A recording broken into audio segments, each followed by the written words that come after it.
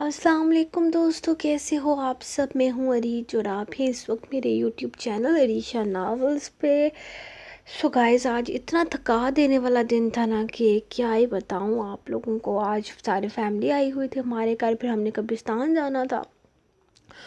پورا دن مصروف گزرا ہے کیونکہ ہمارا جو مطلب ننیال کا قبرستان ہے وہ الگ ہے اور جو ددیال کا ہے وہ الگ ہے۔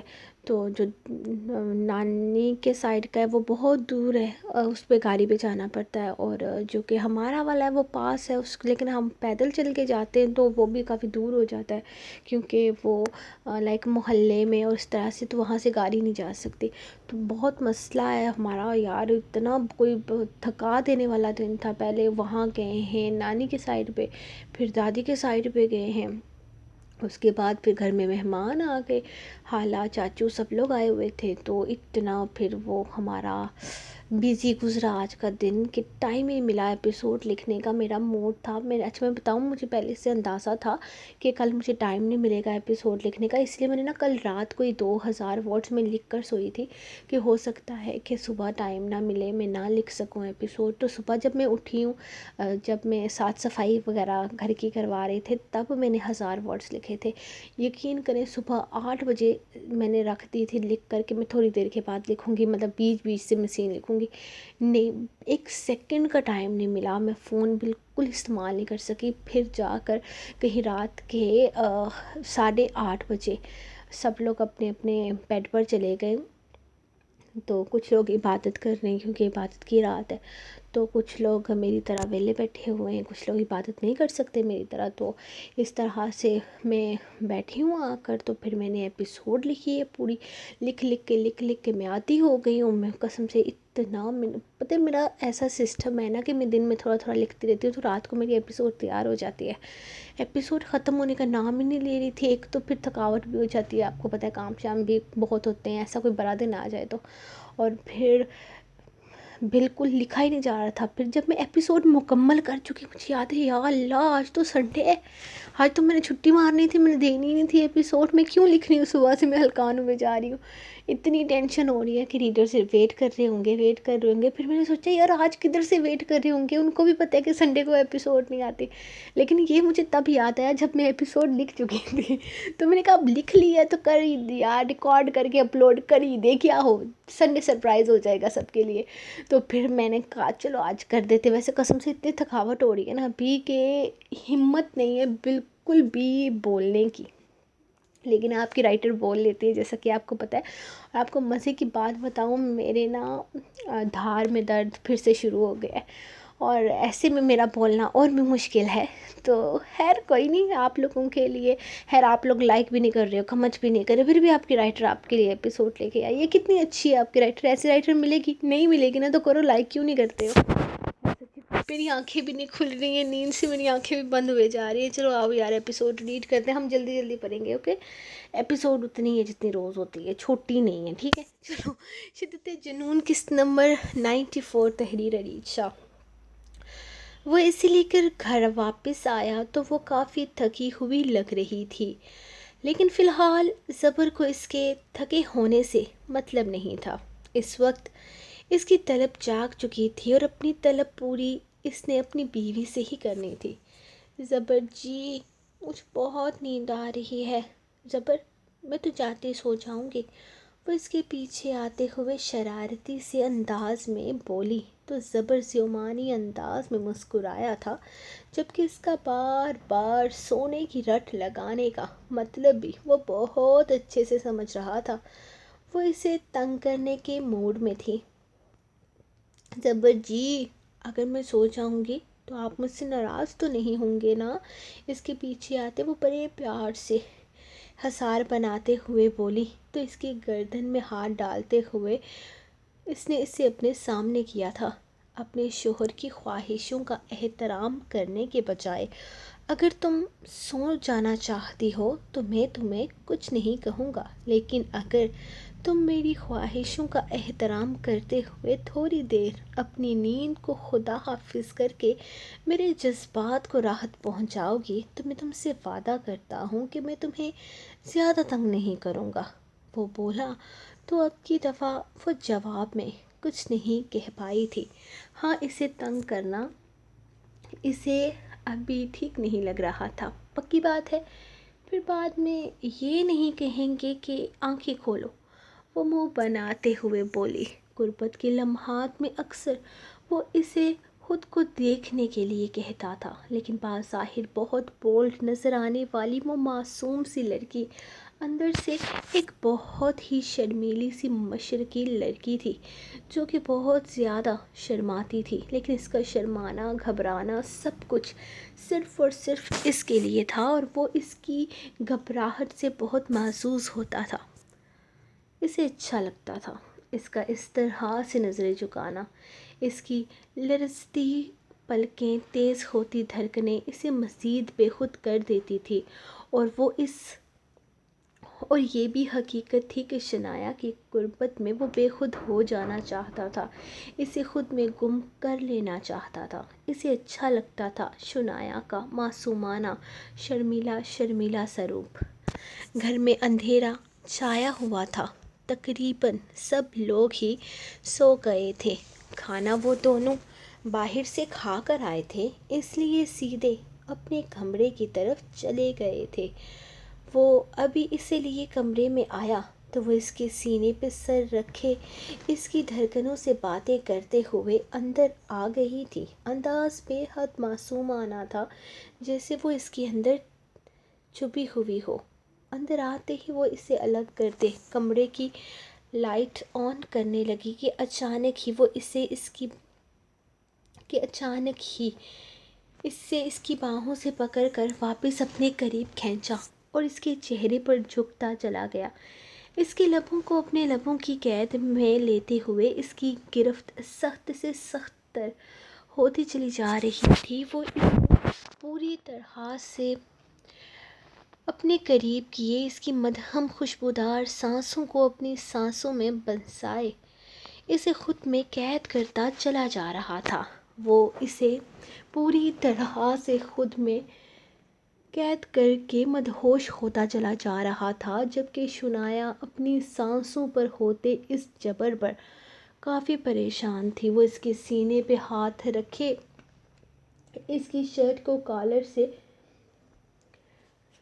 مضبوطی سے اپنے ہاتھوں میں پکڑ چکی تھی، جبکہ وہ رفتہ رفتہ اپنی سانسیں اس میں اٹھیلتا اسے پوری طرح سے اپنے قابو میں لیے ہوئے تھا، اور پھر آہستہ سے وہ اسے اپنی باہوں میں اٹھائے بیڈ پر لاتے ہوئے اس پر جھکنے لگا تھا۔ شرٹ کے بٹن کھولتے ہوئے اس نے اسے چینج تک کرنے کا موقع نہیں دیا تھا۔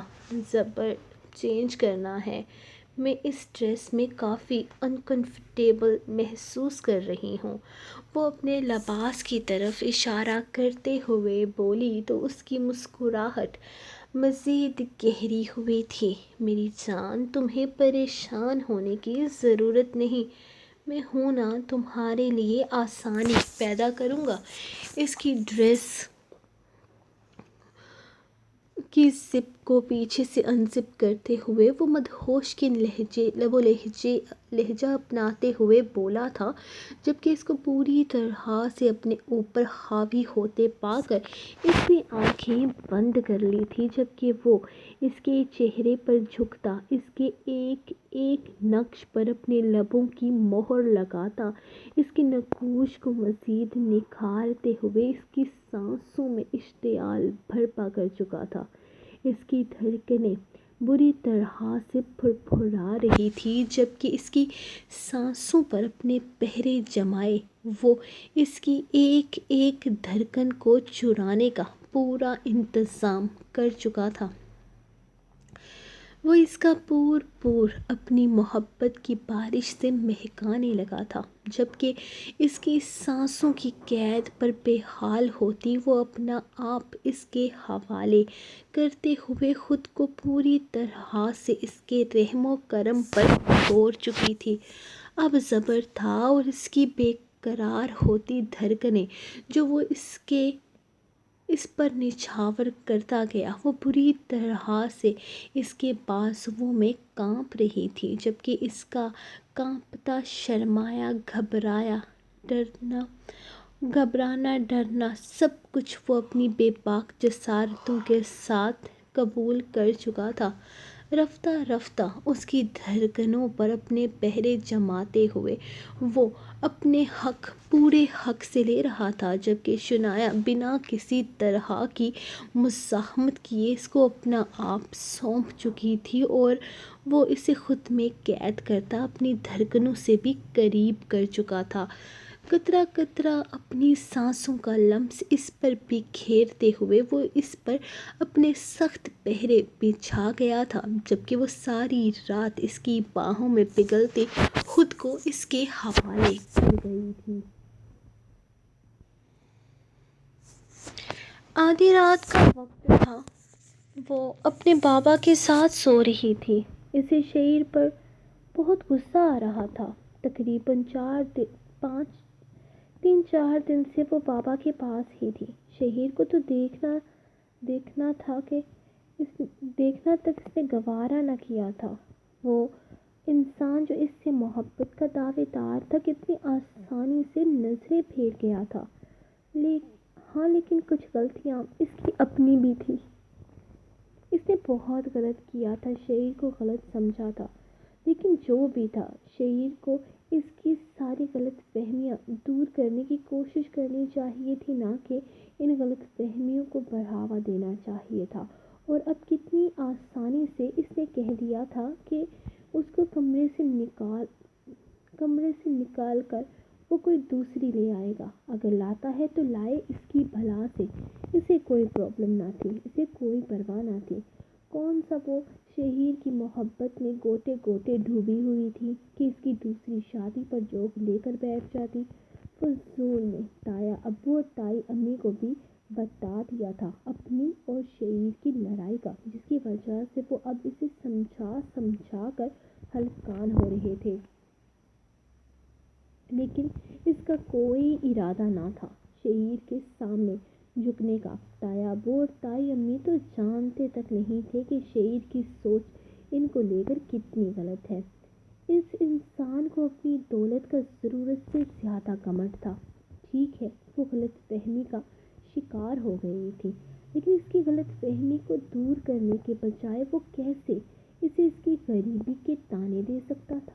2 دن پہلے ہوئی لڑائی کے بعد شہیر نے اسے کمرے سے نکالا تھا اور پھر اس نے بھی شہیر کو منہ نہیں لگایا تھا۔ نہ تو وہ شہیر کے سامنے آئی تھی اور نہ ہی وہ دوبارہ ہی اس نے اس کا کوئی کام کیا تھا۔ آج صبح وہ خود ہی استری کے ٹیبل کے ساتھ کھڑا اپنے کپڑے استری کر رہا تھا۔ اسے دیکھتے ہی چہرہ پھیر گیا تو اس نے بھی اہمیت دیے بغیر ہی نیچے کی طرف قدم بڑھا دیے تھے۔ اس وقت بھی اس کے ذہن پر وہی سوار تھا۔ کہنے کے لیے اس کی ناراضگی اہمیت نہیں رکھتی تھی، لیکن وہ بے چین تھی۔ شہیر کا یہ رخ اس نے نہیں سوچا تھا اور نہ ہی اس نے کبھی یہ سوچا تھا کہ وہ اسے اس طرح سے نظر انداز کر سکتا ہے۔ ہر بات میں اسے اہمیت دینے والا انسان، ہر چیز میں سب سے زیادہ اسے آگے رکھنے والا کیسے اسے نظر انداز کر گیا تھا؟ اسے بھی فرق نہیں پڑتا تھا، اسے صرف اور صرف اپنے باپ سے مطلب تھا۔ ہاں، یہ سچ تھا کہ اس کے پاس اتنے پیسے نہیں تھے کہ وہ اپنے باپ کا اچھا علاج کروا سکتی، جس کی وجہ سے وہ مجبور تھی، ورنہ کب کی وہ اسے چھوڑ کر جا چکی ہوتی۔ وہ جانتی تھی اس کے تایا ابو کے پاس بھی اتنے پیسے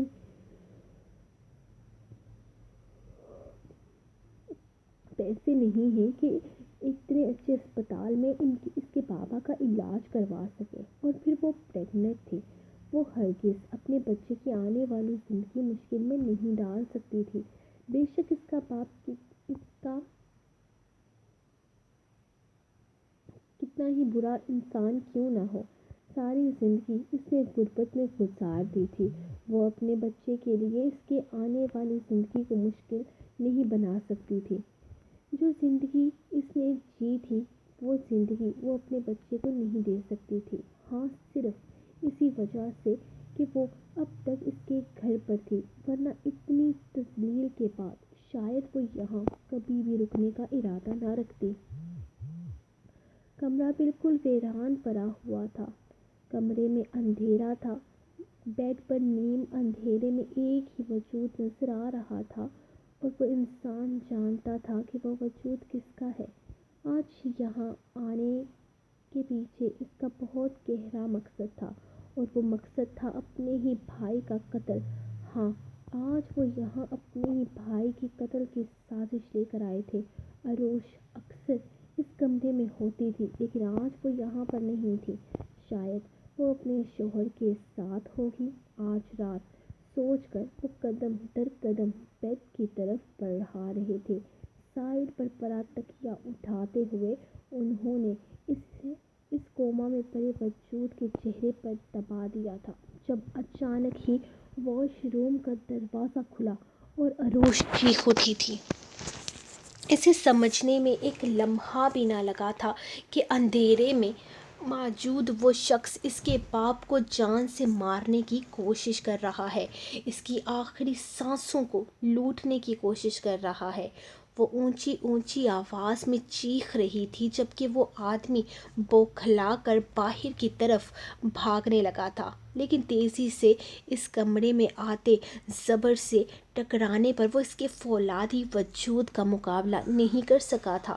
زبر نے ایک زوردار مکہ اس کے منہ پر رسید کیا تھا، جبکہ تیزی سے کمرے کے اندر داخل ہوتے بارق نے کمرے کی لائٹ آن کر دی تھی، جبکہ عروش کی چیخیں سن کر شعیر بھی بھاگتے ہوئے یہاں پہنچا تھا، اور لمحے میں ساری سچویشن سمجھ کر اس نے عروش کو دیکھا تھا، جو واش روم کے دروازے کے باہر کھڑی اب تک بری طرح سے کانپ رہی تھی، جبکہ غصے سے زمین پر پڑے وجود کی طرف بڑھتے ہوئے اس نے اسے گریبان سے پکڑ کر اٹھایا اور پھر بنا اس کی عمر کا لحاظ کیے اس پر مکوں اور گھوسوں کی برسات کر دی تھی، جبکہ بارق اب بیڈ پر لیٹے اس وجود کو دیکھ رہا تھا، جو کافی بہتر حالت میں تھے۔ خدا کا شکر تھا کہ کچھ بھی انہونی ہونے سے پہلے وہ لوگ یہاں پہنچ گئے تھے۔ ارے بیٹا، تم لوگوں کو غلط فہمی ہو گئی ہے، میں تو صرف اس کو دیکھنے گیا تھا، تم لوگوں نے غلط مطلب نکال لیا، میں اپنے بھائی کی جان تھوڑی نہ لوں گا۔ عروش بیٹا، تم نے ایسا سوچ کیسے لیا؟ وہ انہیں گھسیٹتے ہوئے باہر لے کر آیا تھا، جہاں آہستہ آہستہ گھر کے سب لوگ جمع ہو چکے تھے۔ سچویشن کو سمجھنے میں زیادہ وقت کسی نے نہیں لگایا تھا۔ ہاں، لیکن اس وقت تایا ابو کی حالت بہت خراب ہو گئی تھی۔ پکڑے جانے کے ڈر سے وہ اس وقت کوئی بہانہ نہیں بنا پا رہے تھے، لیکن اپنا جرم بھی قبول کر نہیں پا رہے تھے۔ یہ الگ بات تھی کہ عروش اپنی آنکھوں سے انہیں اپنے باپ کو مارتے ہوئے دیکھ چکی تھی، اور اس وقت وہ بالکل خاموش کھڑی تھی، جبکہ تایا ابو دہائیاں دے رہے تھے۔ یہ تو اب پولیس آ کر بتائے گی کہ آپ وہاں کیا کر رہے تھے اور کیا نہیں۔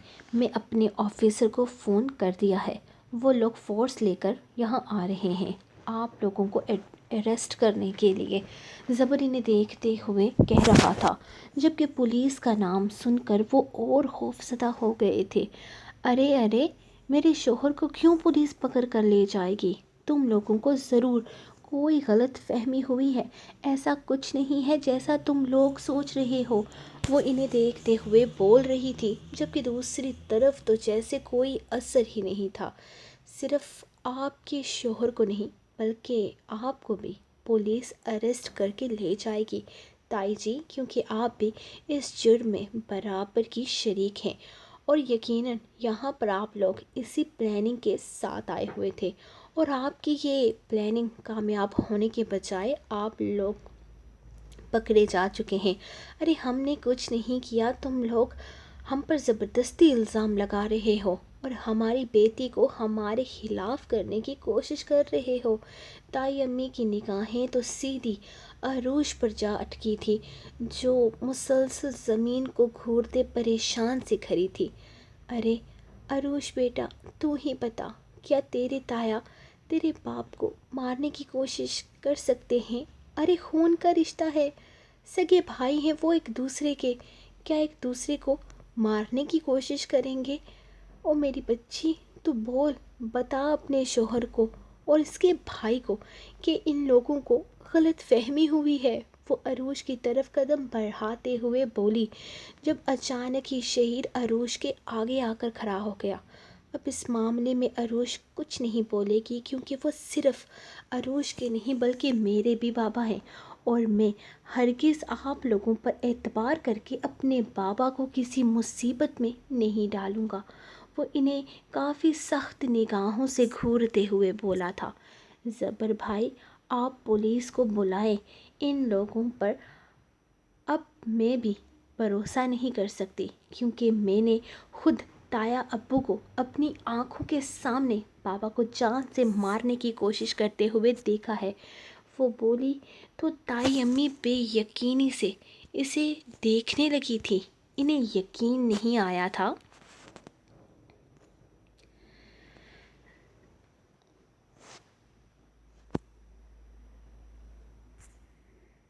آنکھوں کے سامنے وہ بولی تو تائی امی بے یقینی سے اسے دیکھنے لگی تھی، انہیں یقین ہی نہ آیا تھا کہ وہ ان کے خلاف جا سکتی ہے۔ میری بچی، یہ تو کیا بول رہی ہے؟ وہ اس کی طرف بڑھی تھی جب کہ شہیر کے پیچھے ہو گئی، وہ ان کی طرف سے چہرہ پھیر لیا، مطلب صاف تھا کہ وہ ان کی شکل تک دیکھنے کی روادار نہیں ہے۔ بس جواب سن لیا، آپ کو عروش بھابھی کا بھی سکون مل گیا ہوگا، اب باقی باتیں جیل میں ہوں گی۔ زبر کی آواز سنائی دی، عروش بھابھی، ہو سکتا ہے آپ کی گواہی کی ضرورت پڑ جائے، آپ چشمدید گواہ ہیں اس واقعے کی، کیا آپ گواہی دیں گی؟ زبر نے اس سے سوال کیا تھا۔ ہاں بالکل زبر بھیا، میں گواہی ضرور دوں گی۔ ان لوگوں نے میری آنکھوں کے سامنے میرے بابا کو جان سے مارنے کی کوشش کی ہے، انہیں سخت سے سخت سزا دیجیے۔ میں ان لوگوں کو اپنے سگے رشتے سمجھتی تھی، میں سمجھتی تھی کہ یہ میرے اپنے ہیں، میرا بھلا چاہتے ہیں، لیکن مجھے کیا پتا تھا کہ یہاں آستین کے سانپ ہیں۔ آپ لوگ ان کے خلاف سخت سے سخت کارروائی کیجیے، آپ جس طرح کی گواہی چاہیں گے میں دوں گی۔ وہ روتے ہوئے بولی، جبکہ زبر نے باہر تیز رفتار میں آتے پولیس اہلکاروں کی آواز سنی تھی۔ آپ فکر نہ کریں عروش بھابھی، آپ کے مجرموں کو سخت سے سخت سزا ملے گی، آپ اپنے بابا کا خیال رکھیں، یہ لوگ اب میری ذمہ داری ہیں، یہ آپ کو یا آپ کے بابا کو کوئی نقصان نہیں پہنچا سکتے، اب سے اس کیس کو میں خود ہینڈل کروں گا۔ وہ انہیں دیکھتے ہوئے بول رہا تھا، جبکہ پولیس اندر داخل ہو گئی تھی اور اب وہ ان لوگوں کو گرفتار کرنے کا حکم بھی سنا چکا تھا۔ پولیس کے تقریباً 7 سے 8 نوجوان اس وقت یہاں پر موجود تھے، جو تیزی سے ان لوگوں کو گرفتار کرتے ہوئے ہتھکڑیاں لگا چکے تھے۔ ان کا رونا پیٹنا سب دھرا کا دھرا رہ گیا تھا، پولیس نے ان کی ایک بھی نہیں سنی تھی، بس ان کے لیے اتنا ہی کافی تھا کہ زبر کا آرڈر تھا، اور وہ سب لوگ زبر کے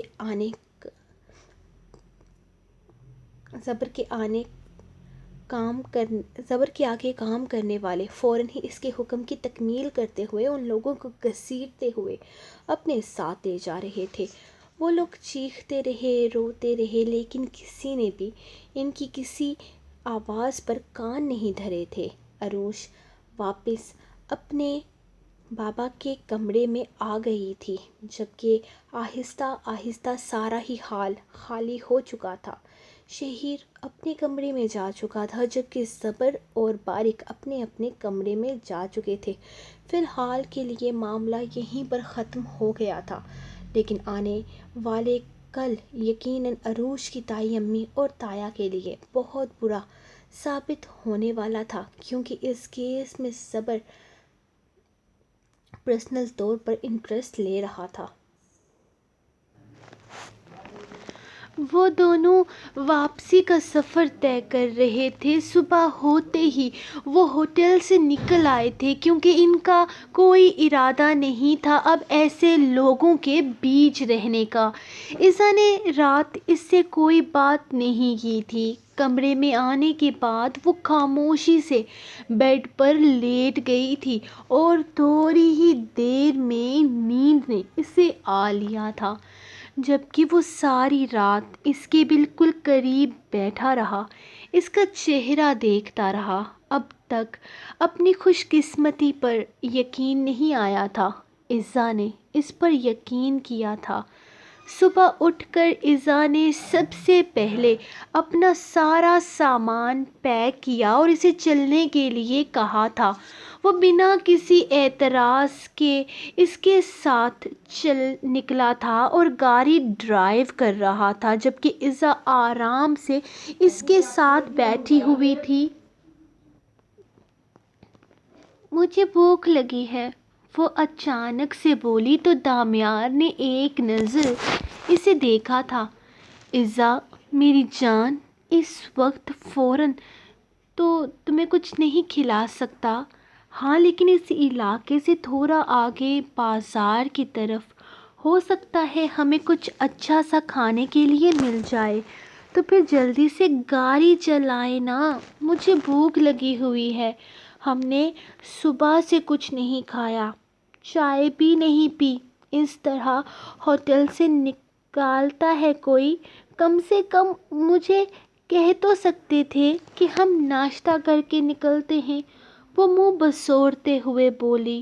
ہاں یہ سچ تھا، اس نے عزا کو کچھ نہیں کہا تھا۔ عزا نے کہا ہمیں یہاں سے نکلنا ہے۔ وہ خاموشی سے اس کے ساتھ نکل آیا تھا بنا کھانے پینے کا ذکر کیے، اور اب یقیناً اسے بھوک لگی ہوئی تھی اور چائے کی طلب بھی محسوس ہو رہی تھی۔ بس میں ابھی تمہیں پہنچاتا ہوں بازار کی طرف، ہمیں کچھ نہ کچھ ضرور مل جائے گا۔ وہ گاڑی کی سپیڈ تیز کر چکا تھا۔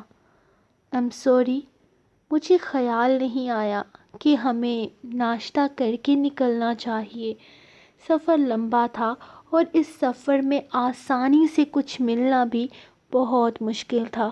خیر، میں تمہیں کچھ نہ کچھ کھلوا دیتا ہوں، وہ مسکراتے ہوئے اس سے بولا تھا۔ جلدی کیجیے، بہت سخت بھوک لگی ہوئی ہے مجھے، وہ پھر سے بولی تو دامیار نے گاڑی کی سپیڈ اور تیز کر دی تھی۔ تھوڑی ہی دیر میں وہ بازار کی طرف پہنچ گئے تھے۔ دامیار، آپ کی آنکھیں اتنی ریڈ کیوں ہو رہی ہیں؟ وہ گاڑی روکتے ہوئے اس سے پوچھ رہا تھا کہ وہ اس کے لیے کھانے کے لیے کیا لائے۔ جب اس نے اس کی طرف دیکھتے ہوئے سوال کیا، رات کو نیند نہیں لے سکا تھا نا، شاید اس لیے۔ ایک لمحے کے لیے بھی آنکھ نہیں لگی۔ یقین ہی نہیں آ رہا کہ سب کچھ اتنی آسانی سے ٹھیک ہو گیا ہے۔ تم نے مجھ پر یقین کر لیا، تم نے اس عورت کا اعتبار کرنے کے بجائے میرا اعتبار کرنا ضروری سمجھا۔ تم اندازہ نہیں لگا سکتی عزا، اس چیز نے مجھے کتنی خوشی دی ہے۔ مجھے لگا تھا کہ ساری زندگی میں تمہیں یقین دلاتا رہوں گا، لیکن نہیں، تم نے مجھ پر اعتبار کیا۔ شاید تم اس آدمی کی باتیں نہ سنتی تو مجھ پر اعتبار نہ کر پاتی، لیکن خدا کا بہت بہت شکر گزار ہوں کہ اس نے تمہارے دل میں میرے لیے شک نہیں آنے دیا۔ خدا کا کرم ہے کہ تم نے اس انسان کی ساری باتیں سن لی، ورنہ کیا ہوتا دامیار؟ میں نے کہا تھا نا، مجھے آپ پر یقین ہے۔ اگر میں اس کی بات نہ بھی سنتی تو بھی مجھے آپ پر پورا یقین تھا۔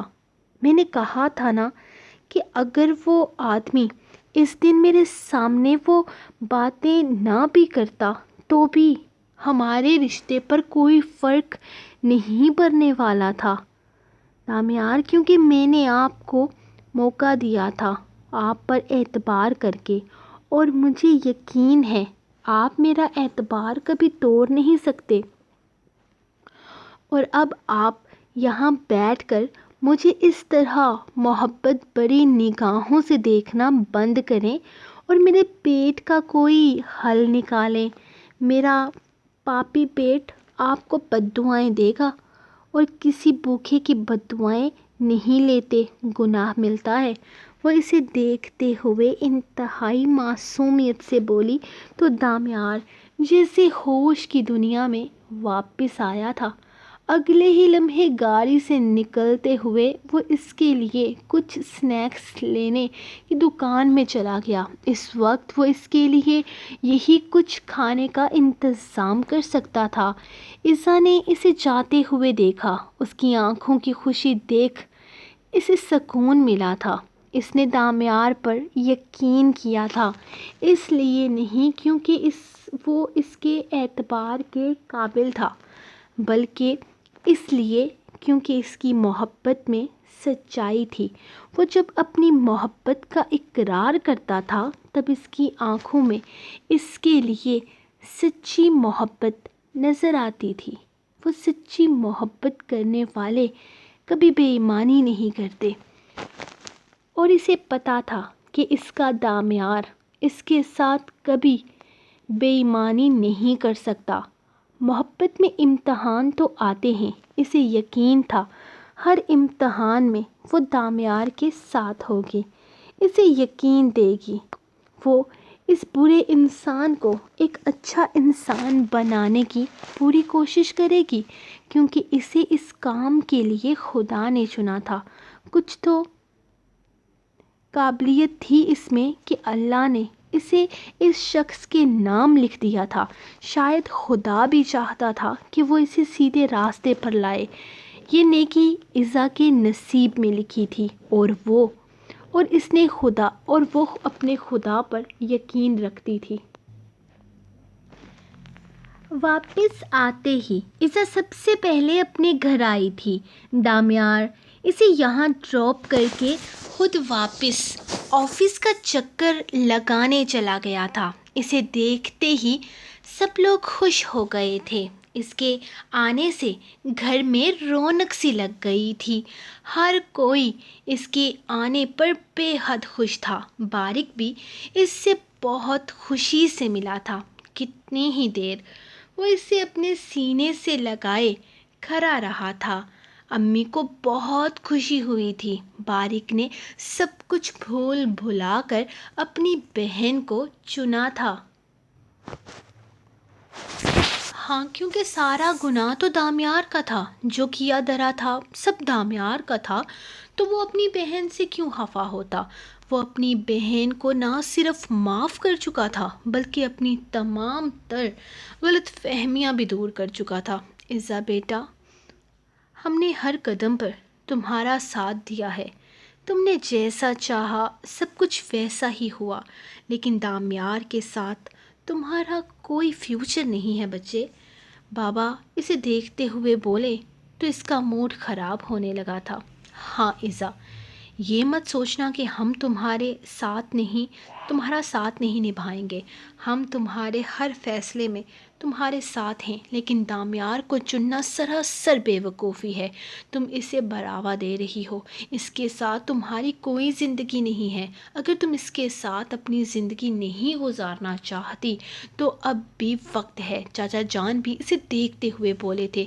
ہاں عزا، وہ شخص تمہارے قابل نہیں ہے، تم اسے چھوڑ دو، ہم سب کچھ سنبھال لیں گے۔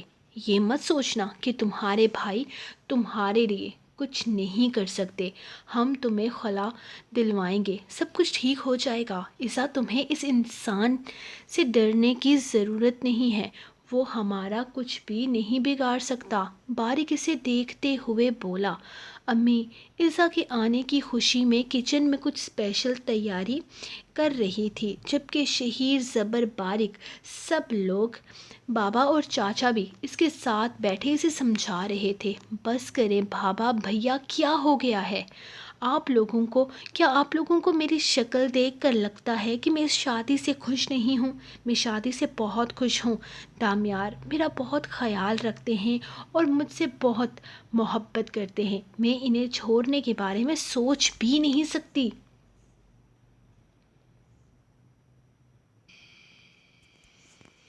اور پلیز آج کے بعد میرے سامنے اس طرح کی بات مت کیجیے گا، ورنہ میں یہاں آنا ہی چھوڑ دوں گی۔ وہ غصے سے کہتی وہاں سے اٹھتی امی کے پاس کچن کی طرف چلی گئی تھی، کیونکہ ان سب کے ساتھ بیٹھتے ہوئے وہ کبھی ان لوگوں کو شاید یقین نہ دلا پاتی کہ وہ دامیار کے ساتھ خوش ہے۔ ان کے ذہن دامیار کو ایک اچھے انسان کے روپ میں قبول نہیں کر سکتے تھے، اور وہ ان لوگوں کو زبردستی یقین نہیں دلا سکتی تھی۔ اس نے کمرے میں قدم رکھا تو شہیر کمرے میں نہیں تھا۔ کمرے سے نکلنے کے بعد آج وہ پہلی دفعہ یہاں آئی تھی، وہ بھی امی نے زبردستی بھیجا تھا۔ شہیر کو کمرے سے بلا کر لاؤ، ابھی ایزا چلی جائے گی۔ دامیار آ گیا تو بس وہ اسے امی کا پیغام دینے اوپر آئی تھی۔ شہیر اسے منہ نہیں لگاتا تھا۔ آج کل جو کچھ ہوا اور کل رات جو کچھ ہوا تھا، اس کے بعد وہ اس سے بات کرنا چاہتی تھی، اسے بتانا چاہتی تھی کہ وہ اتنی بڑی غلط فہمی کا شکار تھی وہ، لیکن شہیر تو اس کی طرف دیکھتا تک نہیں تھا۔ ان رشتوں کی وجہ سے وہ اپنی زندگی برباد کر رہی تھی، اپنے شوہر کو خود سے ناراض کر رہی تھی، اور شوہر کو ہی نہیں بلکہ خدا کو بھی ناراض کر رکھا تھا اس نے۔ کل ساری رات بابا کے پاس بیٹھے روتے ہوئے گزر گئی تھی۔ یقین نہیں آ رہا تھا ان رشتوں پر، جن رشتوں پر اس نے یقین کیا تھا، جو بچپن سے ہی اس کے نہ ہو سکے تھے۔ وہ عورت جو کبھی اس کے گھر پر آ کر اس سے سیدھے منہ بات نہیں کرتی تھی، اس کی شیرین لہجے پر وہ کیسے بہک گئی تھی۔ وہ کیوں نہیں کر سکتی تھی انسان کی پہچان؟ نہ وہ شہیر جیسے اچھے انسان کی پہچان کر سکی، اور نہ ہی اپنے تایا جیسے مطلبی اور خود غرض لوگوں کی۔ لیکن نہیں، اب بہت ہو چکا تھا۔ وہ شہیر سے معافی مانگے گی، اپنی غلطی کا کفارہ کرے گی۔ وہ حق پر تھا، اس کا ناراض ہونا غلط نہیں تھا۔ اسے اپنی ذات سے اپنے شوہر کو کون سی خوشی دی تھی کہ وہ اس سے خوش ہوتا؟ وہ انہی سوچوں میں ڈوبی ہوئی تھی جب شہیر صرف ٹراؤزر پہنے شرٹ لیس واش روم سے باہر نکلتے ہوئے دکھا تھا۔ وہ ابھی شاور لے کر نکلا تھا۔ اسے اپنے کمرے میں دیکھ کر وہ نہ تو چونکا تھا اور نہ ہی اس نے کوئی اہمیت دی تھی۔ گلے میں ٹال ڈالے وہ آئینے کے سامنے کھڑا اپنے بال سکھانے لگا تھا جب وہ اس کے پاس آ رکی۔ شہیر، وہ امی آپ کو نیچے بلا رہی ہیں، وہ عزت چلی جائے گی نا تو ٹھیک ہے۔ وہ اس کی بات کاٹ گیا۔ شہیر، وہ دراصل مجھے آپ سے کچھ بات کرنی تھی۔ وہ کچھ کہنے ہی والی تھی کہ اس نے اچانک ہی اس کی طرف دیکھتے ہوئے اسے گردن سے پکڑ کر اپنے قریب کیا اور اس کے لبوں کو اپنی سخت گرفت میں قید کر لیا۔ اس کا انداز انتہائی جارحانہ تھا۔ وہ کافی سختی سے اس کے لبوں پر اپنی گرفت جمائے ہوئے تھا، جبکہ اسے خود سے دور کرنے کی بجائے عروج نے فاصلہ مٹاتے ہوئے اس کی گردن میں اپنے بازو حائل کیے تھے۔ وہ اسے قریب کرتا اپنے مزید تنگ قید کرتا اسے مزید اپنے قریب تر کر چکا تھا۔ اس کی جارحانہ گرفت اس کی کمر پر بڑھتی چلی جا رہی تھی جب اچانک ہی وہ اس سے دور ہو گیا۔ انداز انتہائی بے رحم تھا۔ آئندہ میری اجازت کے بغیر میرے کمرے میں مت آنا، ورنہ سزا اتنی معمولی نہیں ہوگی۔ اس کے لبوں پر موجود خون کے ننھے سے قطرے کو اپنی انگلی سے بے دردی سے مسلتا وہ بیڈ پر پڑی اپنی شرٹ اٹھا کر کمرے سے نکل گیا تھا، جبکہ وہ کتنی ہی دیر اس دروازے کو دیکھتی رہی تھی جس سے وہ ابھی نکل کر گیا تھا۔ ہاں سو گائز فائنلی ایپیسوڈ مکمل ہو گئی ہے، ختم ہونے کا نام ہی نہیں لے رہی تھی، نیند سے میری حالت خراب ہو رہی تھی، بس میں کہہ رہی ہوں مجھے بستر ملے اور میں مر جاؤں، میں بے ہوش ہو جاؤں. اور مجھے ابھی یار بہت سخت نیند آ رہی ہے، تو انشاءاللہ میں اب آپ کو ملوں گی کل نیکسٹ ایپیسوڈ میں. تو آپ کو سنڈے سرپرائز کیسا لگا کامنٹ سیکشن میں بتا دیجیے گا. اور اگلے سنڈے سے یار ایپیسوڈ نہیں آئے گی، کیونکہ ایک سنڈے ملتا ہے آرام کرنے کا، اس میں ہرگز ہرگز آپ لوگوں کو ایپیسوڈ نہیں دے رہی. آپ جو مرضی ہے کر لو. ہاں آپ لوگ بے شک مجھے 10,000 لائک دو پوسٹ پر، تب بھی نہیں آنے والی، نہیں آنے والی، نہیں آنے والی. تو میں آپ کو ملوں گی انشاءاللہ کل منڈے سے نئے ویک کے ساتھ. اور انشاءاللہ نیکسٹ ویک ہوگا بہت ہی رومانٹک، کیونکہ عیسیٰ اور دامیار اسپیشل ویک ہوگا.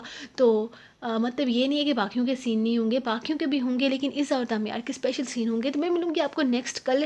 تو تب تک کے لیے اپنی رائڈ کو دے اجازت، اور دعاؤں میں یاد رکھیں. اللہ حافظ.